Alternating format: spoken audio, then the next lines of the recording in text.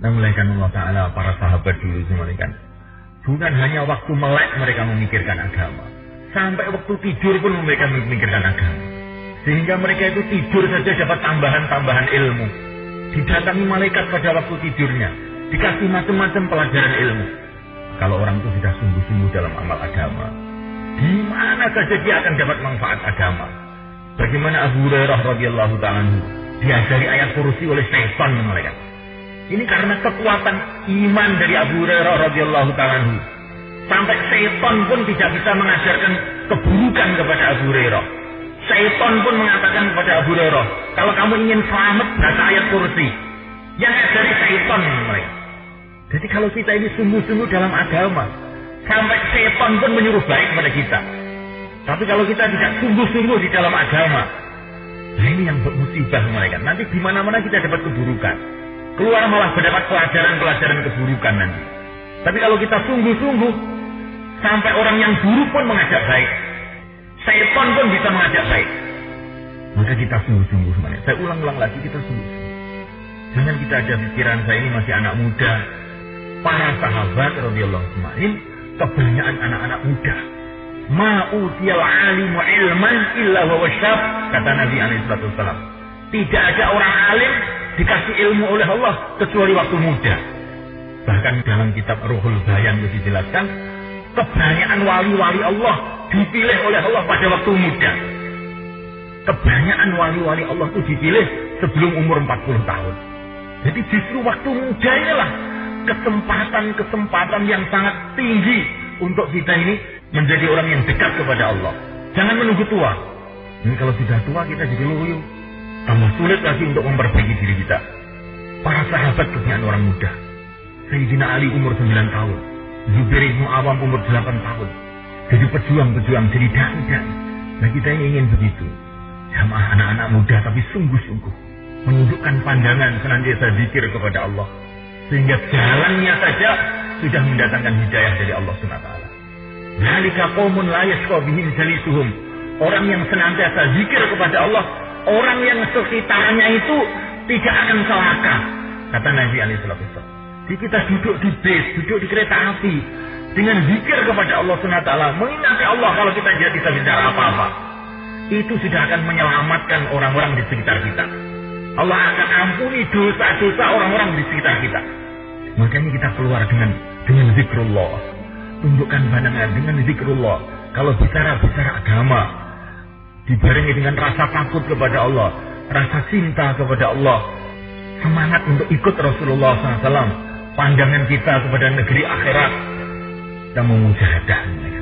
Kita ingin menjadi sahabat-sahabat, orang-orang seperti para sahabat pada akhir zaman. Meniru-niru mereka. Ya Allah, Engkau yang telah memberikan hidayah kepada para sahabat. Berikanlah hidayah kepada aku sebagaimana Engkau memberikan hidayah kepada mereka.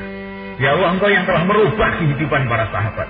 Rubahlah hidupku sebagaimana Engkau telah merubah mereka. Ya Allah, Engkau telah memberkati para sahabat. Ya Allah, berkatilah aku sebagaimana Engkau telah memberkati para sahabat. Kemarin Syekh Abdul Wahab mengajari doa. Kamu doa. Ya Allah, berikanlah kefahaman aku. Gunakanlah aku di dalam agamamu. Sebagaimana Engkau telah menggunakan para sahabat. Sebagaimana Engkau telah menggunakan Syekh Muhammad Ilyas. Sebagaimana Engkau telah menggunakan Syekh Muhammad Yusuf. Sebagaimana Engkau telah menggunakan Syekh Amul Hasan. Sebagaimana Engkau telah menggunakan wali-walimu di seluruh alam. Ya Allah, Engkau lah yang telah menggunakan mereka. Gunakanlah aku ya Allah sebagaimana Engkau telah menggunakan mereka. Berkatilah aku ya Allah sebagaimana Engkau telah memberkati mereka. Dan juga saudara-saudaraku ya Allah, ahli keluargaku, dan seluruh umat Islam di seluruh alam. Ini doa kita tiap habis sholat. Doa kita waktu tahajud. Doa kita waktu perjalanan. Ada jemaah jalan kaki telah dikirim di salah satu negeri di Eropa. Jemaah jalan kaki saja.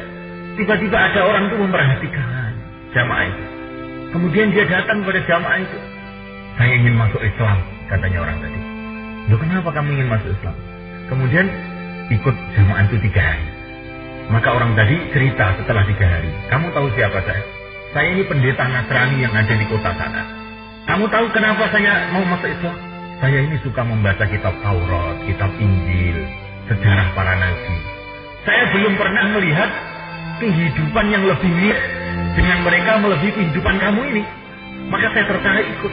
Jadi dakwah itu bukan hanya dengan pembicaraan saja, dengan ta'aluk kita kepada Allah, dengan kita menjaga amal sunnah, kerisauan dalam hati, sayang kepada umat. Maka ini orang berjalan saja bisa nanti mendatangkan hidayah pada orang-orang yang melihat. Ya Allah, jadikanlah aku asbab hidayah, sehingga semua orang yang saya lihat dapat hidayah, sehingga setiap orang melihat saya dapat hidayah. Ya Allah, jadikanlah jamaah saya ini asbab hidayah, sehingga kampung yang kita datangi semua dapat hidayah, semua kampung yang kita lewati dapat hidayah. Allah berkuasa berbuat apa saja. Seperti Syekh Mu'ainuddin Al-Fisti, cuma berjalan saja, berjuta-juta orang telah masuk Islam. Allah berkuasa. Yang memberikan yang demikian pada Syekh Mu'ainuddin Al-Fisti, Allah SWT. Dan Allah berkuasa untuk memberikan itu kepada kita juga. Ya Allah, aku ini juga hamba-Mu. Syekh Mu'ainuddin juga hamba-Mu. Para sahabat juga hamba-Mu. Sayangilah aku ya Allah, sebagaimana Engkau telah menyayangi mereka. Berkatilah aku ya Allah, dan Engkau memberkati mereka. Gunakanlah aku ya Allah, sebagaimana Engkau telah menggunakan mereka. Kehidupan kita jadi asbab hidayah dengan dibarengi tawadhu.